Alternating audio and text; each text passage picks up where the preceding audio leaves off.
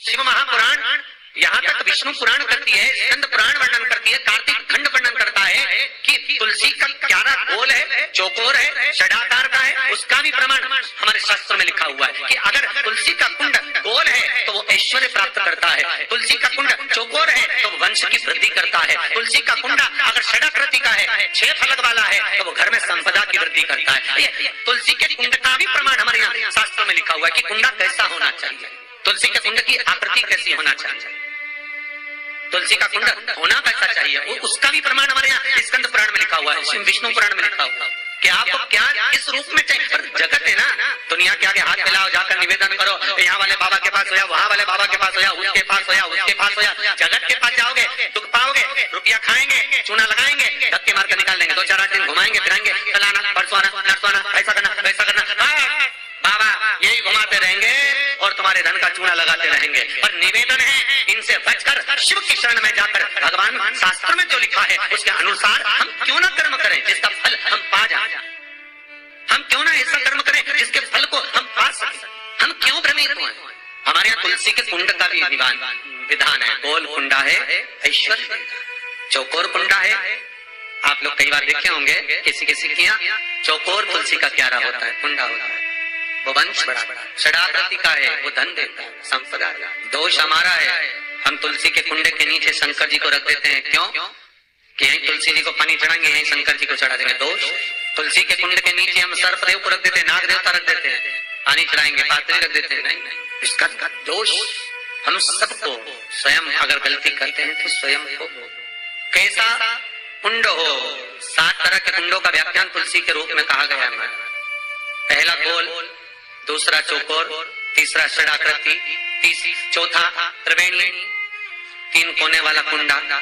शास्त्र कहता है जिसके मार्ग घर में टुकड़े हो रहे हो, घर विभाजन की ओर हो रहा हो, तो 3 कोण का कुंडा घर में रखकर पूजा करने पर परिवार एक हो जाता है।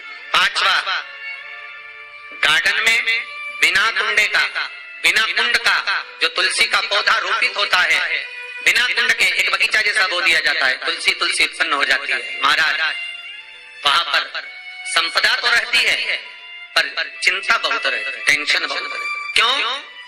घर के दरवाजे के बाहर इतनी सारी बगीचे में तुलसा कर दी, कोई निकल कर जा रहा था उसने थूक दिया, कोई निकल कर जा रहा था उसने पानी डाल दिया, कोई श्वान ने, कुत्ते ने, किसी ने, बिल्ली ने गंदगी कर दी, उसका दोष आपको लगेगा। इसलिए कुंड के अंदर तुलसा का वो धन तो देगा, जो तुमने बगीचे में तुलसा लगाई है, गार्डन तुलसा का तरह, वो धन तो देगा, संपदा भी देगा, पर चिंता को बढ़ा देगा। 5 महाराज। छठा, तुलसी के कुंड को 3 धार पर लटका कर रखना। कई जगह पर आपने देखा होगा तुलसी का जो कुंडा होता है उसको 3 जो तार होते हैं, 3 जो चेन होती है उस पे लटकाया जाता है। महाराज विष्णु पुराण उसका भी व्याख्यान करते हैं। महाराज वहां व्यक्ति के कार्य उन्नति की सीढ़ी की ओर बढ़ जाते हैं। जैसे भोजन की थाली लग गई, भोजन तैयार हो गया, बस खाने बैठे हो और थाली खसक गई, समझ लेना कि तुलसी को अधर पर लटका कर रखा। इसलिए कार्य तो हो रहे हैं, बनने वाले, 4 दिन बाद ये काम होने वाला है, 8 दिन बाद ये काम होने वाला है, लग रहा है कि इसमें इतना फल मिलेगा, लग रहा है इस व्यापार को करेंगे इतना फायदा हो जाएगा, सब कुछ करा, लाखों रुपए लगा भी दिए, थाली मालूम पड़े खसक गई, अधर लटका है। 7 क्रम है तुलसी के, ये छठा क्रम बताओ। तुलसी का 7वां क्रम, तुलसी का 7वां क्रम है। महाराज तुलसी का कुंडा जैसा घर के आंगन में है, तुलसी का कुंड जैसे घर के आंगन में विराज रहा है, ऐसा ही छोटा सा कुंड भगवान के लिए रोपित करें।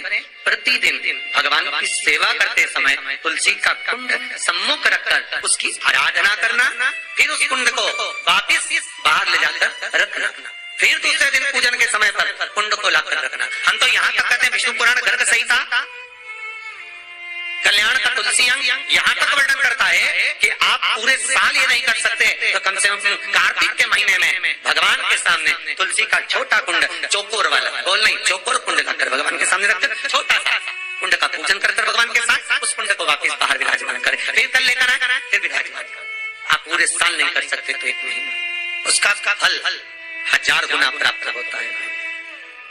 तो किस चीज के लिए कहा गया कि तुलसी का कुंडा एक बहार हो, एक घर के अंदर मंदिर के सामने पूजन के लिए रखा जाए तो कहते हैं उस घर में वैभव, सत्ता, संपदा, लक्ष्मी, समृद्धि, शांति की कभी कमी नहीं, कभी प्राप्ति, सुख की, आनंद की। 7 तरह के कुंड, 7 तरह के तुलसी के रोग का वर्णन हमारे यहाँ विष्णु पुराण में किया गया। आप किस भाव से कर रहे हैं ये आप महाराज। स्त्रियों के, नारियों के जितने भी रोग होते हैं, बीमारियां होती हैं, रजो धर्म से जुड़ी हुई जो भी तकलीफें होती हैं, उसका भी व्याख्यान देवी भागवत में स्पष्ट कहा गया।